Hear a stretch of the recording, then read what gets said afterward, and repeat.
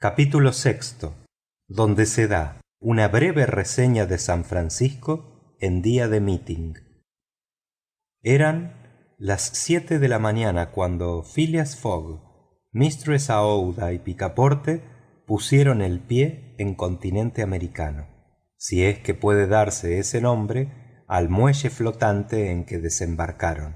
Esos muelles, que suben y bajan con la marea, facilitan la carga y descarga de los buques. Allí se arriman los clippers de todas dimensiones, los vapores de todas las nacionalidades y esos barcos de varios pisos que hacen el servicio del Sacramento y de sus afluentes. Allí se amontonan también los productos de un comercio que se extiende a México, al Perú, a Chile, al Brasil, Europa, Asia y a todas las islas del Océano Pacífico. Picaporte, en su alegría de tocar por fin tierra americana, creyó que debía desembarcar dando un salto mortal del mejor estilo, pero al dar en el suelo, que era de tablas carcomidas, por poco lo atravesó.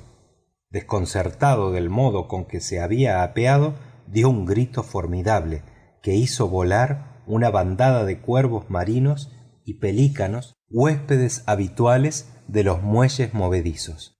Tan luego como Mr. Fogg desembarcó, preguntó a qué hora salía el primer tren para Nueva York. Le dijeron que a las 6 de la tarde y por consiguiente podía emplear un día entero en la capital de California. Hizo traer un coche para Mistress Aouida y para él. Picaporte montó en el pescante y el vehículo, a 3 pesos por hora, se dirigió al Hotel Internacional. Desde el sitio elevado que ocupaba, Picaporte observaba con curiosidad la gran ciudad americana. Anchas calles, casas bajas bien alineadas, iglesias y templos de estilo gótico anglosajón, docks inmensos, depósitos como palacios, unos de madera, otros de ladrillo.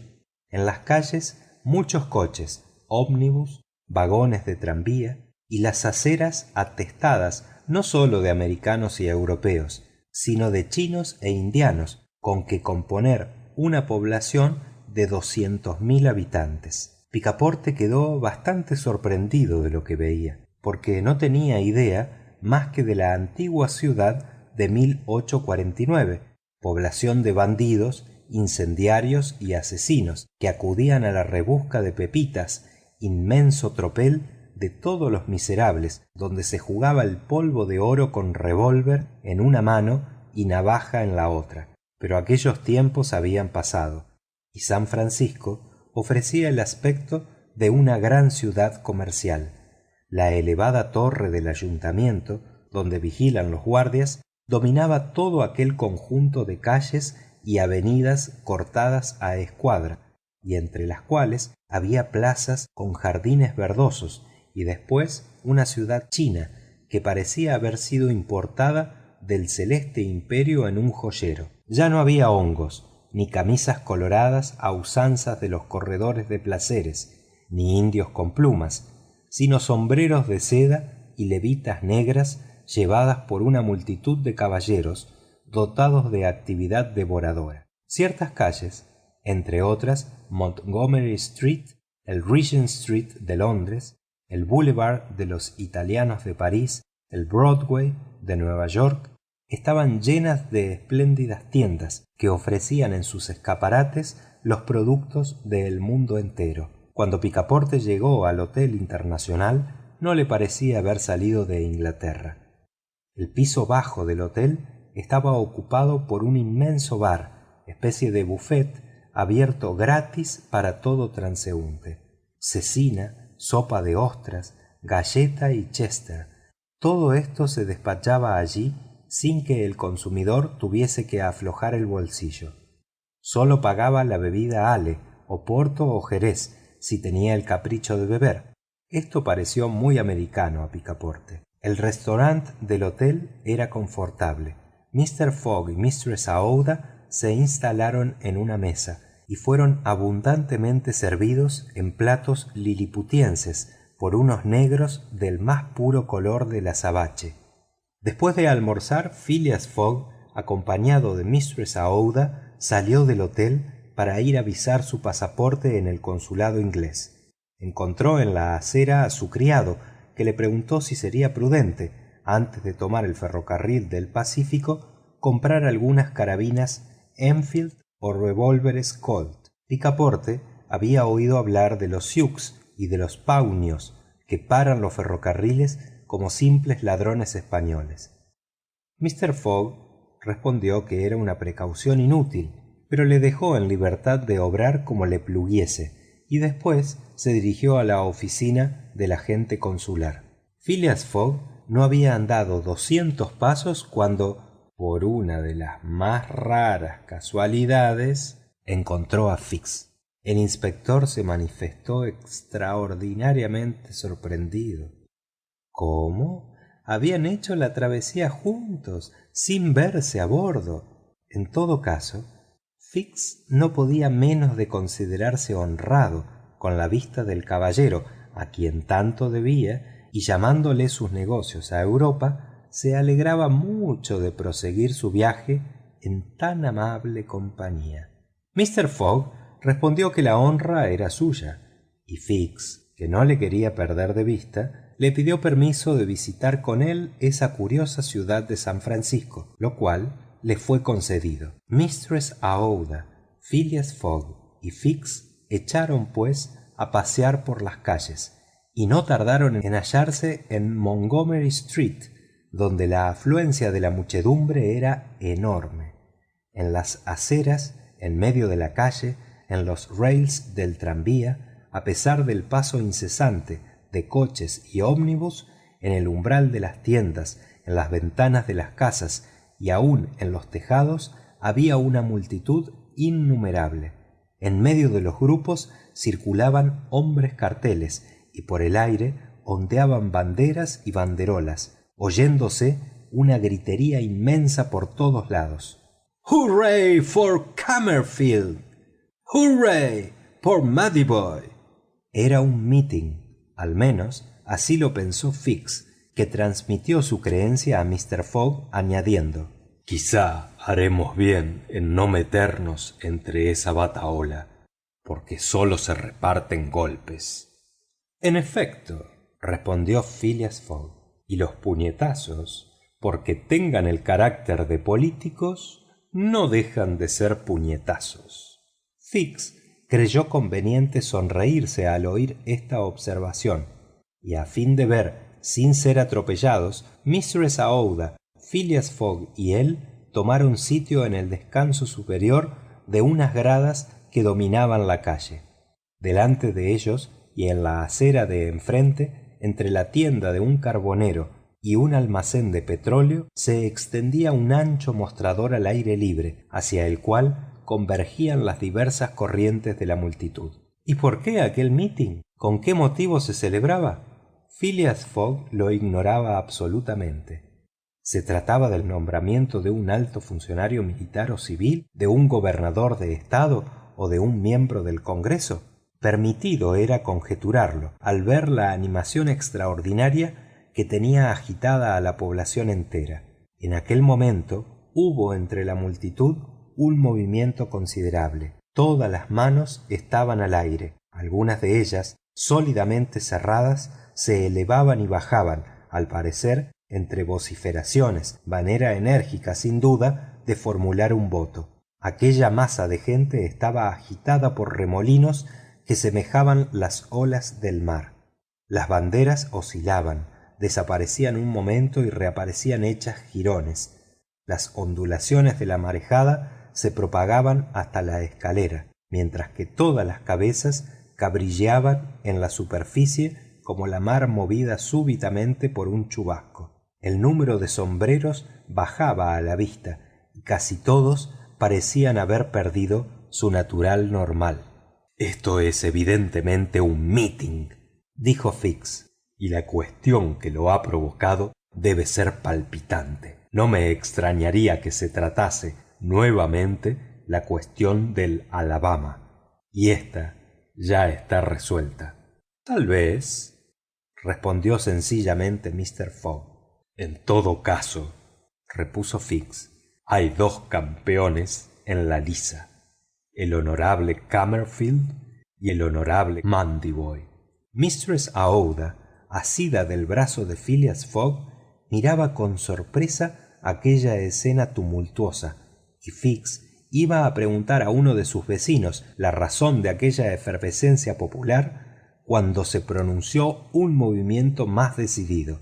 Redoblaron los vítores sazonados con injurias. Los mástiles de las banderas se transformaron en armas ofensivas. Ya no había manos, sino puños en todas partes.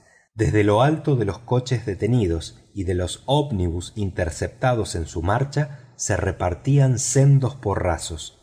Todo servía de proyectil. Botas y zapatos describían por el aire largas trayectorias, y hasta pareció que algunos revólveres mezclaban con las vociferaciones sus detonaciones nacionales. Aquella baraúnda se acercó a la escalera y refluyó sobre las primeras gradas. Uno de los partidarios era evidentemente rechazado, sin que los simples espectadores pudieran reconocer si la ventaja estaba de parte de Mandiboy o de Cammerfield. «Creo prudente retirarnos», dijo Fix, que no tenía empeño en que su hombre recibiese un mal golpe o se mezclase en un mal negocio. «Si se trata de Inglaterra en todo esto, y nos llegan a conocer, nos veremos muy comprometidos en el tumulto». «Un ciudadano inglés», respondió Phileas Fogg, pero el gentleman no terminó su frase. Detrás de él, desde aquella terraza precedida de las gradas, salieron espantosos alaridos. Se gritaba: «¡Hurray! ¡Hip, hip! ¡Por Mandiboy!». Era un tropel de electores que llegaba a la pelea tomando en flanco a los partidarios de Cammerfield. Mr. Fogg, Mistress Aouida y Fix se hallaron entre dos fuegos. Era demasiado tarde para huir. Aquel torrente de hombres armados de bastones con puño de plomo y de rompecabezas era irresistible. Phileas Fogg y Fix se vieron horriblemente atropellados al preservar a la joven Aouida. Mr. Fogg, no menos flemático que de costumbre, quiso defenderse con esas armas naturales que la naturaleza ha puesto en el extremo de los brazos de todo inglés, pero inútilmente. Un enorme mocetón de perilla roja, tez encendida, ancho de espalda, que parecía ser el jefe de la cuadrilla, levantó su formidable puño sobre Mr. Fogg y hubiera lastimado mucho al gentleman si Fix, por salvarle, no hubiese recibido el golpe en su lugar. Un enorme chichón se desarrolló instantáneamente bajo el sombrero del detective, transformado en simple cachucha. «Yankee», dijo Mr. Fogg, echando sobre su adversario una mirada de profundo desprecio. «English», respondió el otro. «Nos volveremos a ver cuando gustéis. ¿Vuestro nombre?» «Phileas Fogg». «¿Y el vuestro?» «El coronel Stamp Proctor». Y dicho esto, la marejada pasó. Fix había quedado por el suelo y se levantó con la ropa destrozada, pero sin daño de cuidado. Su paletot de viaje se había rasgado en dos trozos desiguales y su pantalón se parecía a esos calzones que ciertos indios, cosas de la moda, no se ponen sino después de haberles quitado el fondo. Pero, en suma, Mistress Aouida se había librado y Fix era el único que había salido con un puñetazo. «Gracias», dijo Mr. Fogg al inspector tan luego como estuvieron fuera de las turbas. «No hay de qué», respondió Fix. «Pero venid». «¿A dónde?» «A una sastrería». En efecto, esta visita era oportuna. Los trajes de Phileas Fogg y de Fix estaban hechos jirones, como si esos dos caballeros se hubieran batido por cuenta de los honorables Cammerfield y Mandiboy. Una hora después estaban convenientemente vestidos y cubiertos, y luego regresaron al Hotel Internacional. Allí Picaporte esperaba a su amo, armado con media docena de revólveres, puñales de 6 tiros y de inflamación central. Cuando vio a Fix, su frente se oscureció, pero Mistress Aouida le hizo una relación de lo acaecido y Picaporte se tranquilizó. A todas luces, Fix no era ya enemigo, sino aliado, y cumplía su palabra. Terminada la comida, trajeron un coche para conducir los viajeros y el equipaje a la estación. Al montar, Mr. Fogg dijo a Fix: «¿No habéis vuelto a ver a ese coronel Proctor?» «No», respondió Fix. «Volveré a América para buscarlo», dijo con frialdad Phileas Fogg. «No sería conveniente que un ciudadano inglés se dejase tratar de esta suerte». El inspector sonrió y no respondió, pero como se ve, Mr. Fogg pertenecía a esa raza de ingleses que, si no toleran el duelo en su país, se baten en el extranjero cuando se trata de defender su honra. A las 6 menos cuarto, los viajeros llegaban a la estación donde estaba el tren dispuesto a marchar. En el momento en que Mr. Fogg iba a entrar en el vagón, se dirigió a un empleado diciéndole: «Amigo mío, ¿no ha habido algún disturbio hoy en San Francisco?» «Era un meeting, caballero», respondió el empleado. «Sin embargo, he creído observar alguna animación en las calles». «Se trataba solamente de un meeting organizado para una elección». «¿La elección de algún general en jefe, sin duda?», preguntó Mr. Fogg. «No, señor, no. De un juez de paz». Después de oír esta respuesta, Phileas Fogg montó en el vagón y el tren partió a todo vapor. Fin del capítulo 6. Capítulo 7. Donde se toma el tren expreso del ferrocarril del Pacífico. Ocean to ocean, así dicen los americanos, y esas 3 palabras debían ser la denominación general de la gran línea que atraviesa los Estados Unidos de América en su mayor anchura. Pero en realidad el Pacific Railroad se divide en 2 partes distintas: Central Pacific entre San Francisco y Ogden y Union Pacific entre Ogden y Omaha. Allí enlazan 5 líneas diferentes que ponen a Omaha en comunicación frecuente con Nueva York. Nueva York y San Francisco están, por consiguiente, unidas por una cinta no interrumpida de metal que no mide menos de 3.786 millas. Entre Omaha y el Pacífico, el ferrocarril cruza una región frecuentada todavía por los indios y las fieras, vasta extensión de territorio que los mormones comenzaron a colonizar en 1845, después de haber sido expulsados del Illinois. Anteriormente se empleaban, en las circunstancias más favorables, 6 meses para ir de Nueva York a San Francisco. Ahora se hace el viaje en 7 días. En 1862 fue cuando, a pesar de la oposición de los diputados del sur, que querían una línea más meridional, se fijó el trazado del ferrocarril entre los 41 y 42 grados de latitud. El presidente Lincoln, de tan sentida memoria, fijó por sí mismo en el estado de Nebraska la ciudad de Omaha como cabeza de línea del nuevo camino. Los trabajos comenzaron enseguida y se prosiguieron con esa actividad americana que no es papeletera ni oficinesca. La rapidez de la mano de obra no debía en modo alguno perjudicar la buena ejecución del camino. En el llano se avanzaba a razón de 1,5 millas por día.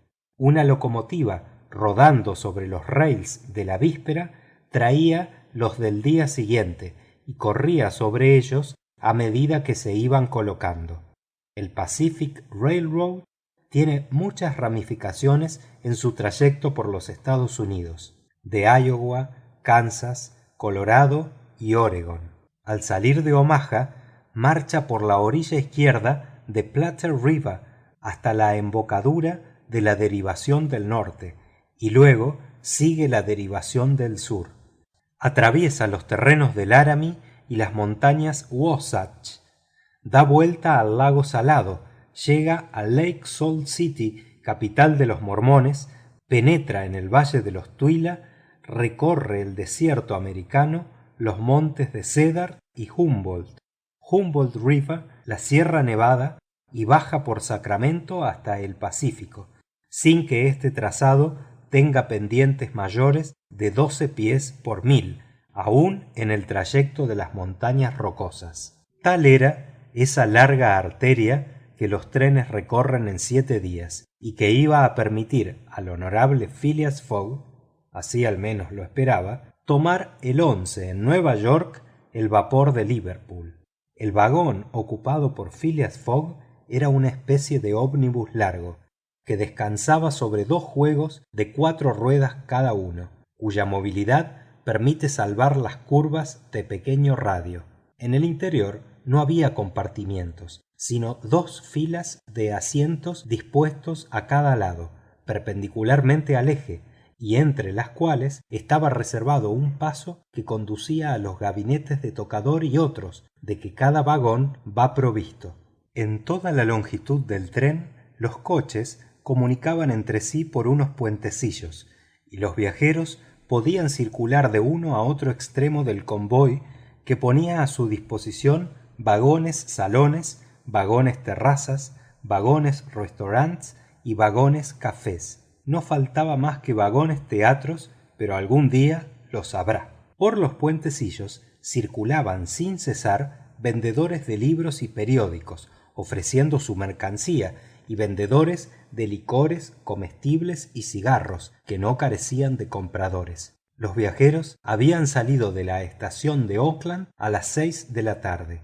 Ya era de noche, noche fría, sombría, con el cielo encapotado, cuyas nubes amagaban resolverse en nieve. El tren no andaba con mucha rapidez. Teniendo en cuenta las paradas, no recorría más de 20 millas por hora, velocidad que, sin embargo, permitía atravesar los Estados Unidos en el tiempo reglamentario. Se hablaba poco en el vagón y, por otra parte, el sueño iba a apoderarse pronto de los viajeros. Picaporte se encontraba colocado cerca del inspector de policía, pero no le hablaba. Desde los últimos acontecimientos sus relaciones se habían enfriado notablemente. Ya no había simpatía ni intimidad. Fix no había cambiado nada de su modo de ser, pero Picaporte, por el contrario, estaba muy reservado y dispuesto a estrangular a su antiguo amigo a la menor sospecha. Una hora después de la salida del tren comenzó a caer una nieve fría que no podía afortunadamente entorpecer la marcha del tren. Por las ventanillas ya no se veía más que una inmensa alfombra blanca sobre la cual, desarrollando sus espirales, se destacaba el ceniciento vapor de la locomotora. A las 8 un steward entró en el vagón y anunció a los viajeros que había llegado la hora de acostarse. Ese vagón era un sleeping car que en algunos minutos quedó transformado en dormitorios. Los respaldos de los bancos se doblaron, unos colchoncitos curiosamente empaquetados se desarrollaron por un sistema ingenioso, quedaron improvisados en pocos instantes unos camarotes y cada viajero pudo tener a su disposición una cama confortable, defendida por recias cortinas contra toda indiscreta mirada. Las sábanas eran blancas, las almohadas blandas, y no había más que acostarse y dormir, lo que cada cual hizo como si se hubiese encontrado en el cómodo camarote de un vapor, mientras que el tren corría a todo vapor por el estado de California. En esa porción de territorio que se extiende entre San Francisco y Sacramento, el suelo es poco accidentado. Esa parte del ferrocarril, llamada Central Pacific Road, tomaba a Sacramento como punto de partida y avanzaba al este, al encuentro del que partía de Omaha. De San Francisco a la capital de California, la línea corría directamente al nordeste, siguiendo el American River, que desagua en la bahía de San Pablo.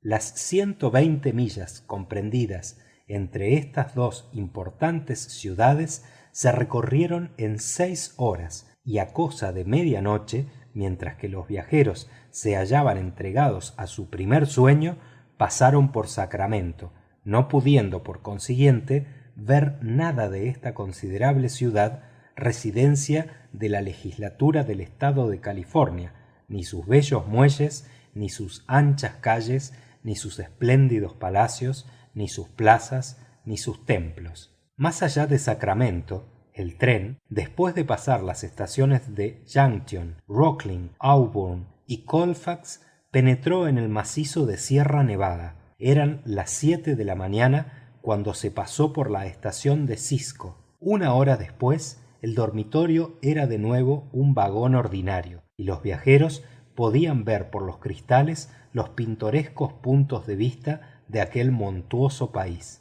El trazado del ferrocarril obedecía a los caprichos de la sierra, yendo unas veces adherido a las faldas de la montaña, otras suspendido sobre los precipicios, evitando los ángulos bruscos por medio de curvas atrevidas, penetrando en gargantas estrechas que parecían sin salida. La locomotiva, brillante como unas andas, con su gran fanal que despedía rojizos fulgores, su campana plateada, mezclaba sus silbidos y bramidos con lo de los torrentes y cascadas, retorciendo su humo por las ennegrecidas ramas de los pinos. Había pocos túneles o ninguno y no existían puentes. El ferrocarril seguía los contornos de las montañas, no buscando en la línea recta el camino más corto de uno a otro punto y no violentando a la naturaleza. Hacia las 9, por el valle de Corson, el tren penetraba en el estado de Nevada, siguiendo siempre la dirección del nordeste. A las 12 pasaba por Reno, donde los viajeros tuvieron 20 minutos para almorzar. Desde este punto, la vía férrea, costeando el Humboldt River, se elevó durante algunas millas hacia el norte, siguiendo su curso. Después torció al este, no debiendo ya separarse de ese río, antes de llegar a los Humboldt Ranges, donde nace casi a la extremidad oriental del estado de Nevada.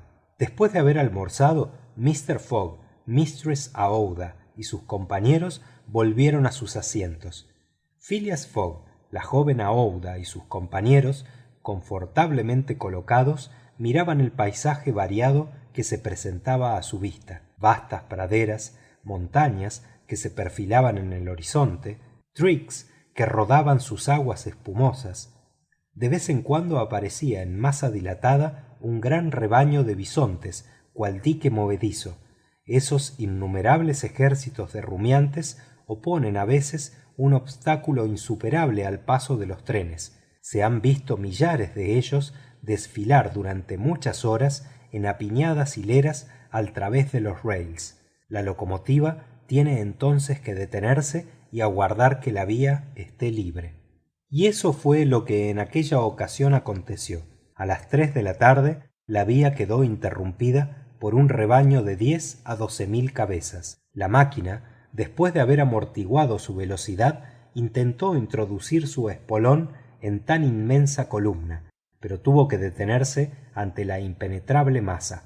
Aquellos rumiantes, búfalos, como impropiamente los llaman los americanos, marchaban con tranquilo paso, dando a veces formidables mugidos. Tenían una estatura superior a los de Europa, piernas y cola cortas, con una joroba muscular, las astas separadas en la base, la cabeza, cuello y espaldas cubiertos con una melena de largo pelo. No podía pensarse en detener esta emigración. Cuando los bisontes adoptan una marcha, nada hay que pueda modificarla.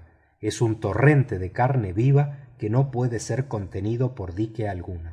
Los viajeros, dispersados sobre los pasadizos, estaban mirando tan curioso espectáculo, pero el que debía tener más prisa que todos, Phileas Fogg, había permanecido en su puesto, aguardando filosóficamente que a los búfalos les pluguiese dejarle paso. Picaporte estaba enfurecido por la tardanza que ocasionaba esa aglomeración de animales.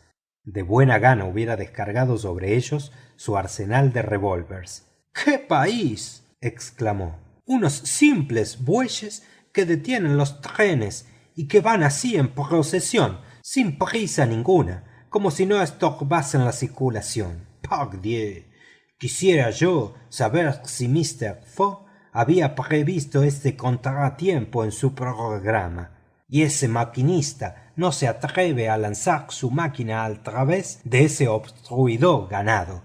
El maquinista no había intentado forzar el obstáculo, obrando con sana prudencia, porque hubiera aplastado indudablemente a los primeros búfalos atacados por el espolón de la locomotora. Pero por poderosa que fuera la máquina, se habría parado enseguida, dando lugar a un descarrilamiento y a una indefinida detención del tren. Lo mejor era, pues, esperar con paciencia y ganar después el tiempo perdido acelerando la marcha del tren. El desfile de los bisontes duró 3 horas largas y la vía no estuvo expedita sino al caer la noche. En este momento, las últimas filas del rebaño atravesaban el ferrocarril, mientras que las primeras desaparecían por el horizonte meridional. Eran, pues, las 8 cuando el tren cruzó los desfiladeros de los Humboldt Ranges y a las 9:30 cuando penetró en el territorio del Utah, la gran región del Gran Lago Salado, el curioso país de los mormones. Fin del capítulo 7. Capítulo 8, donde Picaporte sigue con una velocidad de 20 millas por hora un curso de historia mormónica. Durante la noche del 5 al 6 de noviembre, el tren corrió al sureste sobre un espacio de unas 50 millas y luego subió otro tanto hacia el nordeste, acercándose al Gran Lago Salado. Picaporte, hacia las 9 de la mañana, salió a tomar el aire a los pasadizos. El tiempo estaba frío y el cielo cubierto, pero no nevaba. El disco del sol, abultado por las brumas, parecía como una enorme pieza de oro, y Picaporte se ocupaba en calcular su valor en piezas esterlinas, cuando lo distrajo de tan útil trabajo la aparición de un personaje bastante extraño. Este personaje, que había tomado el tren en la estación de Elko, era hombre de elevada estatura, muy moreno, de bigote negro, pantalón negro, corbata blanca, guantes de piel de perro. Parecía un reverendo. Iba de un extremo a otro del tren y en la portezuela de cada vagón pegaba con obleas una noticia manuscrita. Picaporte se acercó y leyó en una de esas notas que el honorable elder William Hitch, misionero mormón, aprovechando su presencia en el tren número 48, daría de 11 a 12 en el coche número 117 una conferencia sobre el mormonismo, invitando a oírla a todos los caballeros deseosos de instruirse en los misterios de la religión de los santos de los últimos días. Picaporte, que sólo sabía del mormonismo, sus costumbres polígamas, base de la sociedad mormónica, se propuso concurrir. La noticia se esparció rápidamente por el tren, que llevaba un centenar de viajeros, entre ellos 30 lo más, atraídos por el cebo de la conferencia, ocupaban a las 11 las banquetas del coche número 117, figurando Picaporte en la primera fila de los fieles. Ni su amo ni Fix habían creído conveniente molestarse. A la hora fijada, el elder William Hitch se levantó y con voz bastante irritada, como si de antemano le hubieran contradicho, exclamó: «Os digo yo que José Smith es un mártir, que su hermano Hiram es un mártir, y que las persecuciones del gobierno de la Unión contra los profetas van a hacer también un mártir de Brigham Young. ¿Quién se atrevería a sostener lo contrario?» Nadie se aventuró a contradecir al misionero, cuya exaltación era un contraste con su fisonomía naturalmente serena, pero su cólera se explicaba sin duda por estar actualmente sometido al mormonismo a trances muy duros. El gobierno de los Estados Unidos acababa de reducir, no sin trabajo, a esos fanáticos independientes. Se había hecho dueño del Utah, sometiéndolo a las leyes de la Unión, después de haber encarcelado a Brigham Young, acusado de rebelión y de poligamia. Desde aquella época, los discípulos del profeta redoblaron sus esfuerzos y, aguardando los actos, resistían con la palabra las pretensiones del Congreso. Como se ve, el elder William Hitch hacía prosélitos hasta en el ferrocarril, y entonces refirió, apasionando su relación con los raudales de su voz y la violencia de sus ademanes, la historia del mormonismo desde los tiempos bíblicos. Como en Israel, un profeta mormón de la tribu de José publicó los anales de la nueva religión y los legó a su hijo Morón. Como, muchos siglos más tarde, una traducción de ese precioso libro escrito en caracteres egipcios fue hecha por José Smith Jr., colono del estado de Vermont, que se reveló como profeta místico en 1825. Como, por último, le apareció un mensajero celeste en una selva luminosa y le entregó los anales del Señor. En aquel momento,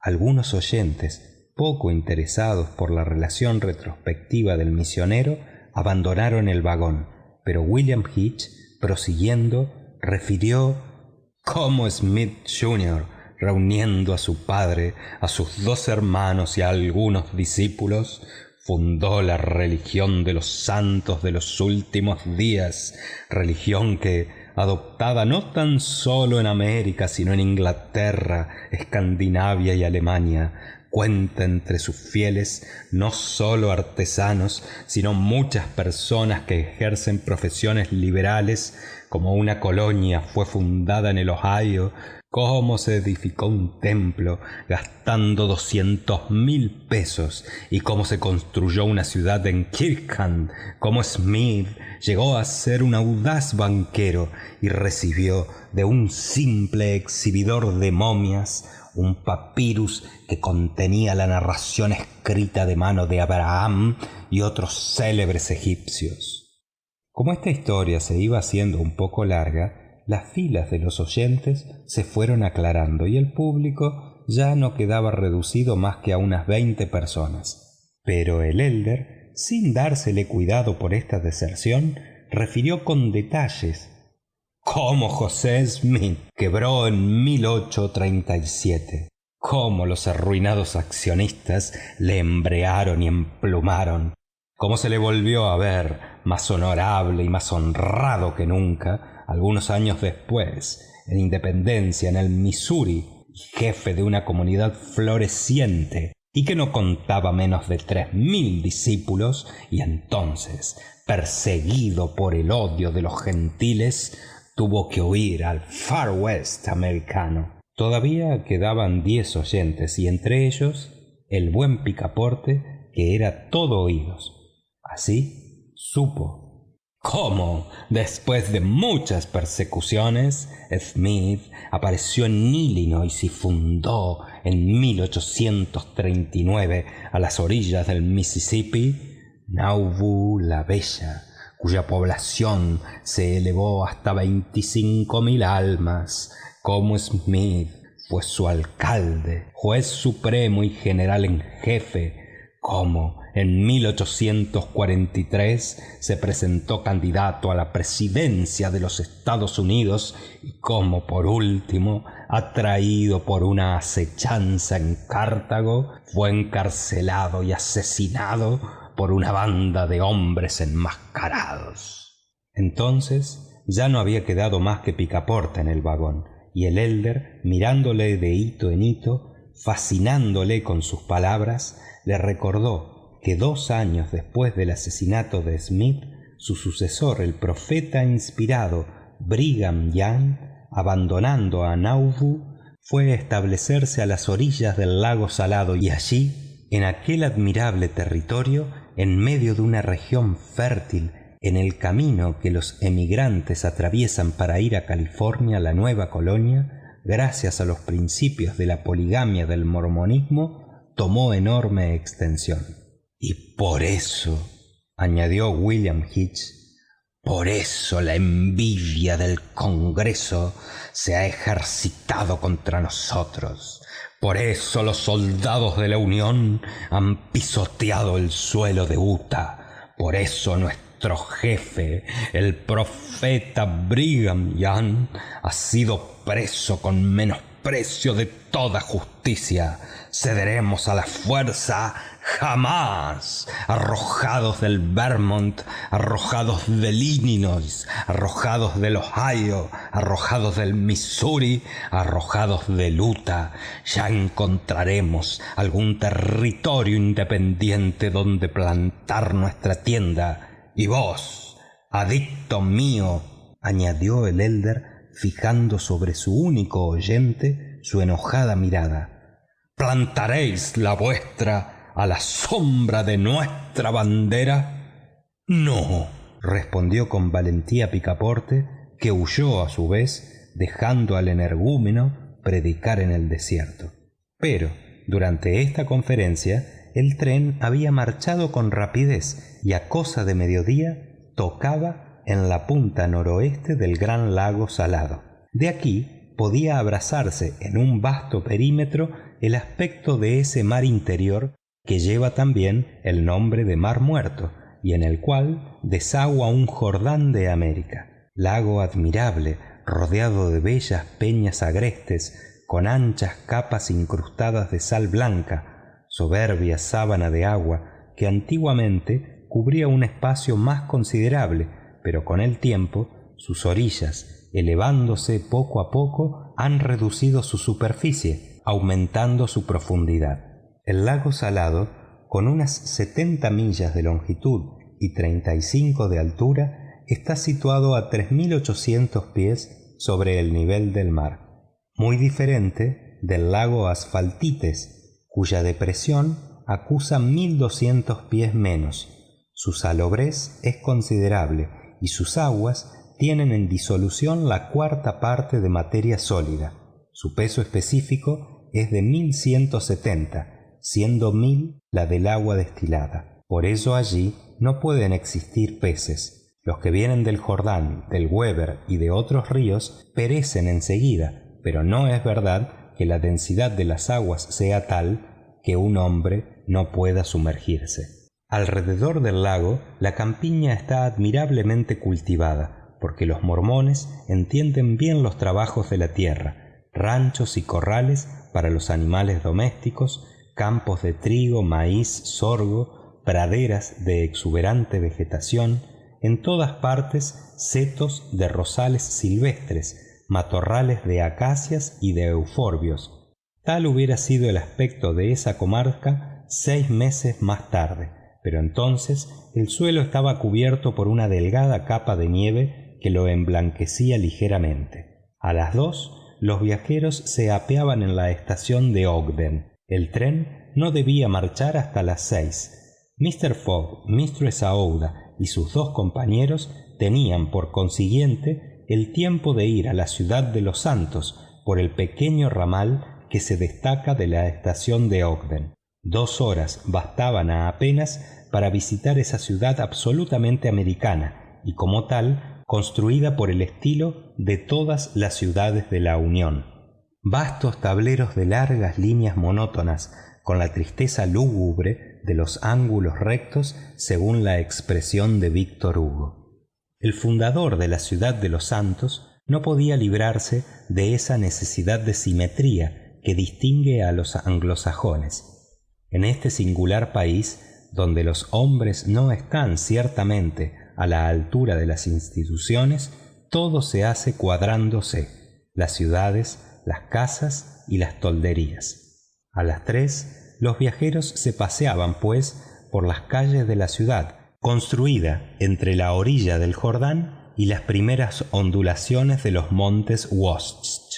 Advirtieron pocas iglesias o ninguna, y como monumentos la casa del profeta, la Court House y el Arsenal. Después unas casas de ladrillos azulados con cancelas y galerías, rodeadas de jardines, adornadas con acacias, palmeras y algarrobos. Un muro de arcilla y piedras, hecho en 1853, ceñía la ciudad.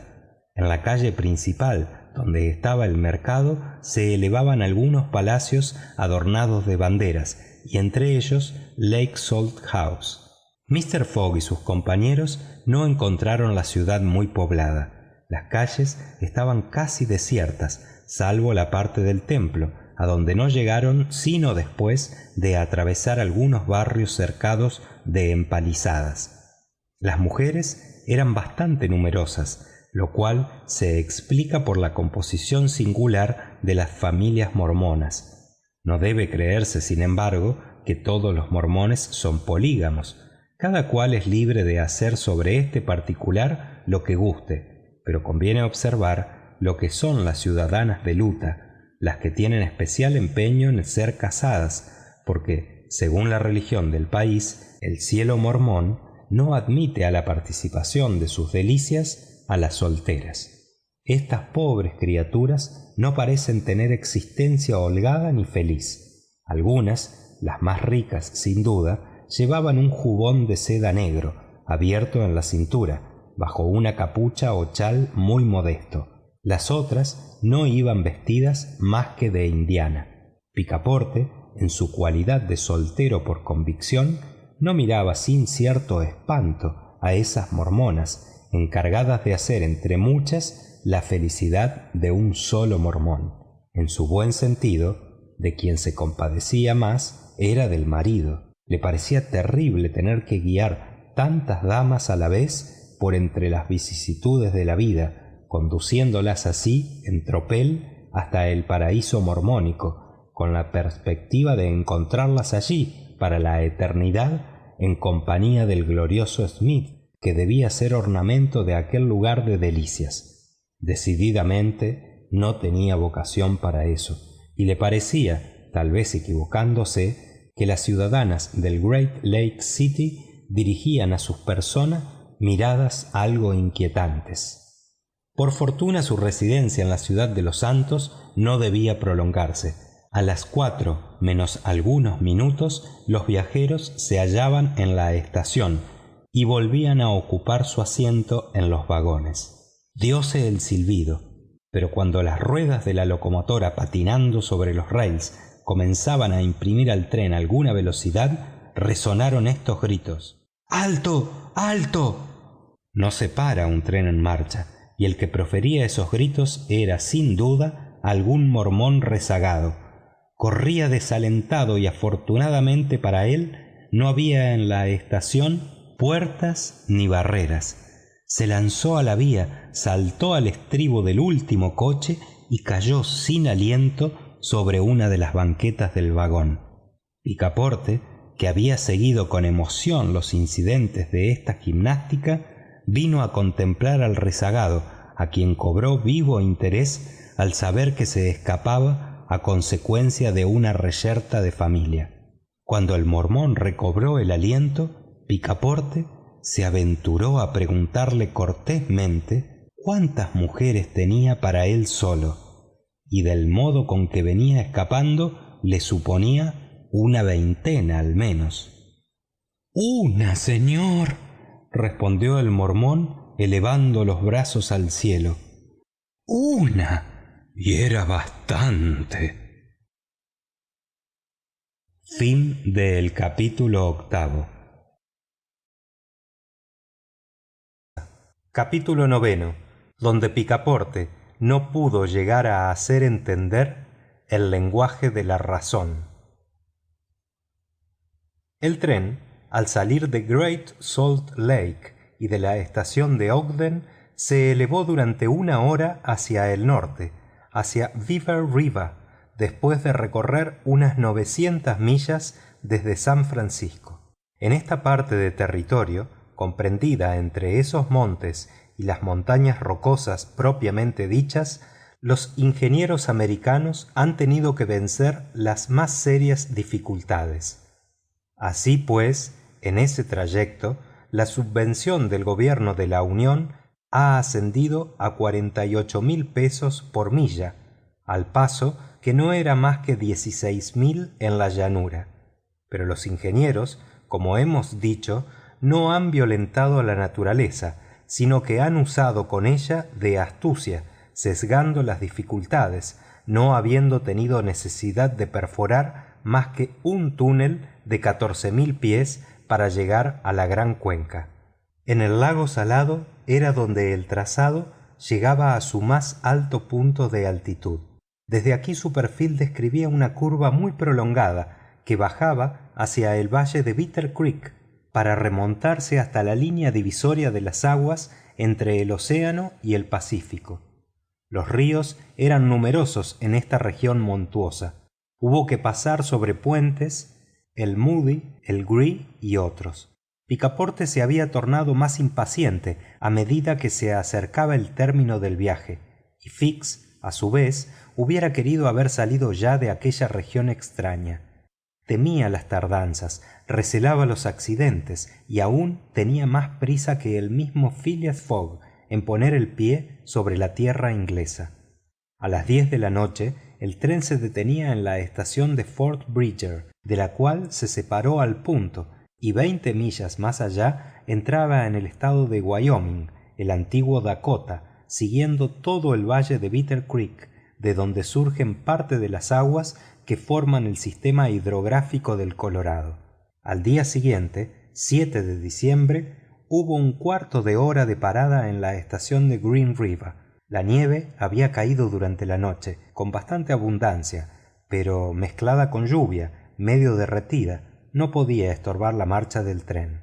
Sin embargo, este mal tiempo no dejó de inquietar a Picaporte, porque la acumulación de las nieves, entorpeciendo las ruedas de los vagones, hubiera comprometido seguramente el viaje.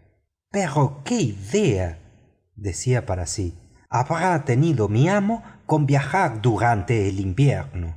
No podía aguardar la buena estación para tener mayores probabilidades». Pero en aquel momento en que el honrado mozo no se preocupaba más que del estado del cielo y del descenso de la temperatura, Mistress Aouida experimentaba recelos más vivos que procedían de otra muy diferente causa.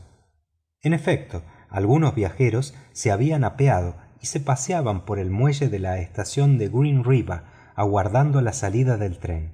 Ahora bien, a través del cristal reconoció entre ellos al coronel Steam Proctor, aquel americano que tan groseramente se había conducido con Phileas Fogg durante el meeting de San Francisco. Mistress Aouida, no queriendo ser vista, se echó para atrás. Esta circunstancia impresionó vivamente a la joven. Esta había cobrado afecto al hombre que, por frío que fuera, le daba diariamente muestras de la más absoluta adhesión.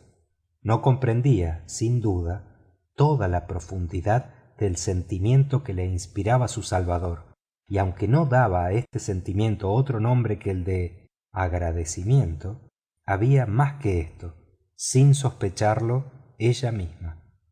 Por eso su corazón se oprimió cuando reconoció al grosero personaje a quien tarde o temprano quería Mr. Fogg pedir cuenta de su conducta. Evidentemente, era la casualidad sola la que había traído al coronel Proctor, pero, en fin, estaba allí y era necesario impedir a toda costa que Phileas Fogg apercibiese a su adversario.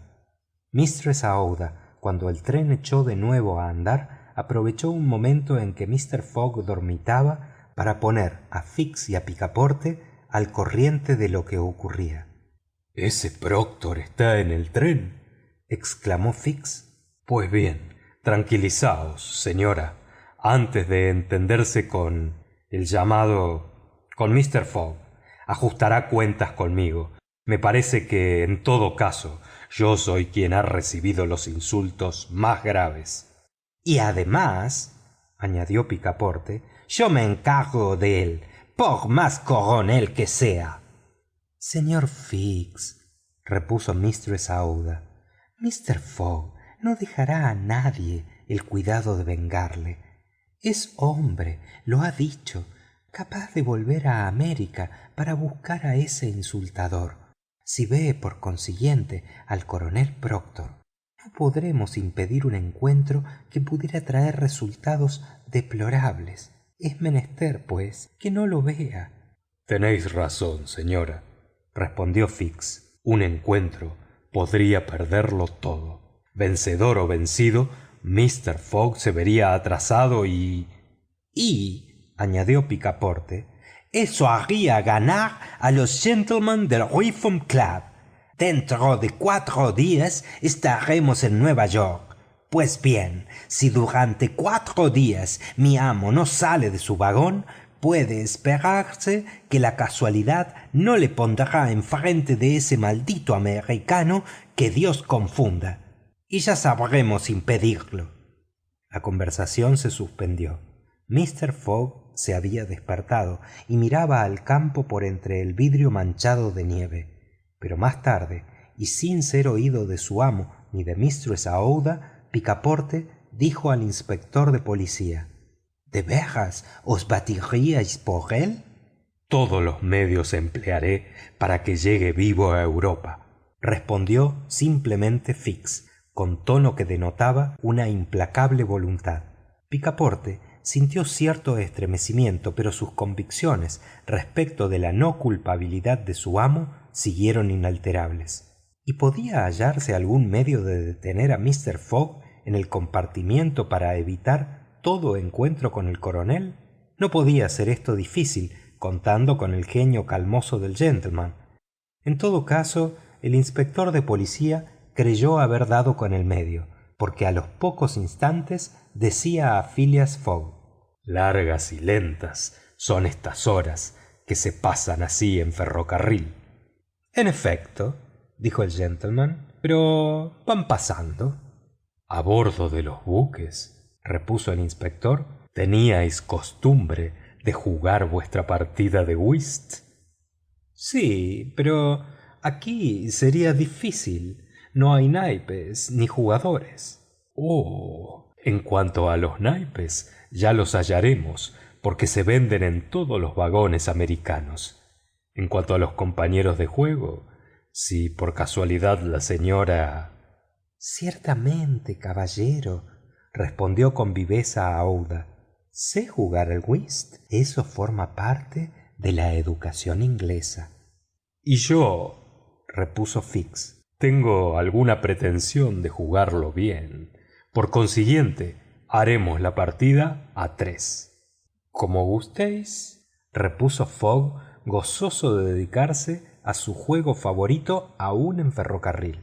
Picaporte fue en busca del steward y volvió luego con 2 barajas, fichas, tantos y una tablilla forrada de paño.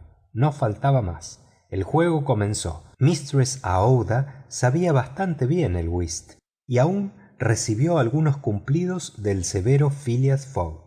En cuanto al inspector, era de primera fuerza y capaz de luchar con el gentleman. Ahora, dijo entre sí Picaporte, ya es nuestro y no se moverá. A las 11 de la mañana, el tren llegó a la línea divisoria de las aguas de ambos océanos. Aquel paraje, llamado Pass Bridger, se hallaba a 7.524 pies ingleses sobre el nivel del mar y era uno de los puntos más altos del trazado férreo, al través de las montañas rocosas. Después de haber recorrido unas 200 millas, los viajeros se hallaron por fin en una de esas extensas llanuras que llegan hasta el Atlántico y que tan propicias son para el establecimiento de caminos de hierro.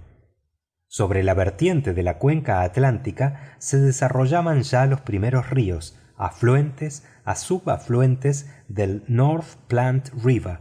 Todo el horizonte del norte y del este estaba cubierto por una inmensa cortina semicircular que forma la porción septentrional de las montañas rocosas, dominada por el pico de Laramie.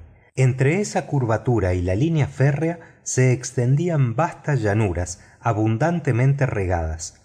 A la derecha de la vía aparecían las primeras rampas de la masa montuosa que se redondea al sur hasta el nacimiento del Arkansas, uno de los grandes tributarios del Missouri. A las 12:30 los viajeros divisaron el puente Halleck, que domina aquella comarca. Con algunas horas más, el trayecto de las montañas rocosas quedaría hecho y por consiguiente podía esperarse que ningún incidente perturbaría el paso del tren por tan áspera región. Ya no nevaba y el frío era seco. A lo lejos huían unas aves grandes espantadas por la locomotora. Ninguna fiera, ni oso, ni lobo aparecía en la llanura. Era el desierto con su inmensa desnudez. Después de un almuerzo bastante confortable, servido en el mismo vagón, Mr. Fogg y sus compañeros acababan de tomar los naipes de nuevo, cuando se oyeron violentos silbidos. El tren se paró. Picaporte se asomó a la portezuela y no vio nada, ni había estación alguna. Mistress Aouida y Fix pudieron temer por un momento que Mr. Fogg bajase a la vía, pero el gentleman se contentó con decir a su criado: «Id a ver lo que es eso». Picaporte salió y unos 40 viajeros habían dejado ya sus puestos, entre ellos el coronel Steam Proctor. El tren se había parado ante una señal roja y el maquinista, así como el conductor, altercaban vivamente con un guardavía que había sido enviado al encuentro del convoy por el jefe de Medicine Bow, la estación inmediata. Tomaban parte en la discusión algunos viajeros que se habían acercado y entre otros el referido coronel Proctor, con altaneras palabras e imperiosos ademanes. Picaporte oyó decir al guardavía: no hay medio de pasar. El puente de Medicine Bow está resentido y no aguantaría el peso del tren. El puente de que se trataba era colgante y cruzaba sobre un raudal a 1 milla del sitio donde se había parado el tren. Según el guardavía, muchos alambres estaban rotos y el puente amenazaba ruina, siendo imposible arriesgarse y pasarlo. El guardavía no exageraba al afirmarlo, y es preciso tener en cuenta que, con los hábitos de los americanos, cuando son ellos prudentes, sería locura no serlo. Picaporte, que no se atrevía a contárselo a su amo, estaba oyendo lo que decían, quieto como una estatua y apretando los dientes. «Me parece», exclamó el coronel Proctor, «que no vamos a estar aquí criando raíces en la nieve». «Coronel», respondió el conductor, «hemos telegrafiado a la estación de Omaha para pedir un tren, pero es probable que no llegue a Medicine Bow antes de 6 horas». «¿6 horas?» dijo Picaporte. «Sin duda. Además, bien necesitaremos ese tiempo para llegar a pie a la estación». «Pero si no está más que a 1 milla», dijo un viajero. «En efecto, pero al otro lado del río». «¿Y ese río no puede pasarse con barca?» «Imposible. El torrente viene crecido por las lluvias, es un raudal y tendremos que dar un rodeo de 10 millas al norte para hallar un vado». El coronel echó una bordada de ternos, pegándola con la compañía y con el conductor, mientras que Picaporte, furioso, no estaba muy lejos de hacer coro con él. Había un obstáculo material, contra el cual habían de estrellarse todos los billetes de banco de su amo. Además, el descontento era general entre los viajeros, quienes, sin contar con el atraso, se veían obligados a andar unas 15 millas por la llanura nevada. Hubo, pues, alboroto, vociferaciones, gritería, y esto hubiera debido llamar la atención de Phileas Fogg a no estar absorto en el juego. Sin embargo, Picaporte tenía que darle parte de lo que pasaba y se dirigía al vagón con la cabeza baja cuando el maquinista, verdadero yanqui llamado Foster, dijo, levantando la voz: «Señores, tal vez hay un medio de pasar». «¿Por el puente?», dijo un viajero. «Por el puente». «¿Con nuestro tren?», preguntó el coronel. «Con nuestro tren». Picaporte se detuvo y devoraba las palabras del maquinista. «Pero el puente amenaza ruina», dijo el conductor. «No importa», respondió Foster. «Creo que lanzando el tren con su máximo de velocidad hay probabilidad de pasar». «Diantre», exclamó Picaporte. Pero cierto número de viajeros fueron inmediatamente seducidos por la proposición, que gustaba en especial al coronel Proctor. Este cerebro descompuesto consideraba la cosa como muy practicable. Se acordó de que unos ingenieros habían concebido la idea de pasar los ríos sin puentes, con trenes rígidos lanzados a toda velocidad, y en fin de cuentas todos los interesados en la cuestión se pusieron de parte del maquinista. «Tenemos 50 probabilidades de pasar», decía uno. «60», decía otro. «80, 90%». Picaporte estaba asustado. Si bien se hallaba dispuesto a intentarlo todo para pasar el Medicine Bow, pero la tentativa le parecía demasiado americana. Por otra parte, pensó, hay otra cosa más sencilla que ni siquiera ocurre a esa gente. «Caballero», dijo a uno de los viajeros, «el medio propuesto por el maquinista me parece algo aventurado, pero...» «80 probabilidades», respondió el viajero, que le volvió la espalda. «Bien lo sé», respondió Picaporte dirigiéndose a otro, «pero una simple reflexión». «No hay reflexión, es inútil», respondió el americano encogiéndose de hombros, «puesto que el maquinista asegura que pasaremos». «Sin duda pasaremos, pero sería quizá más prudente». «¿Cómo prudente?», exclamó el coronel Proctor, a quien hizo dar un salto esa palabra, oída por casualidad. «Os dicen que a toda velocidad, ¿comprendéis? A toda velocidad». «Ya sé, ya comprendo», repetía Picaporte, a quien nadie dejaba acabar. «Pero sería, si no más prudente, puesto que la palabra os choca, al menos más natural». «¿Quién? ¿Cómo? ¿Qué? ¿Qué tiene que decir ese con su natural?», gritaron todos. Ya no sabía el pobre mozo de quién hacerse oír. «¿Tenéis acaso miedo?», le preguntó el coronel Proctor. «¿Yo miedo?», exclamó Picaporte. «Pues bien, yo les enseñaré que un francés puede ser tan americano como ellos». «¡Al tren! ¡Al tren!», gritaba el conductor. «Sí, al tren», repetía Picaporte. «Al tren». «Y al instante, pero nadie me impedirá pensar que hubiera sido más natural pasar primero el puente a pie y luego el tren». Nadie oyó tan cuerda reflexión, ni nadie hubiera querido reconocer su conveniencia. Los viajeros volvieron a los coches. Picaporte ocupó su asiento sin decir nada de lo ocurrido. Los jugadores estaban absortos en su whist. La locomotora silbó vigorosamente.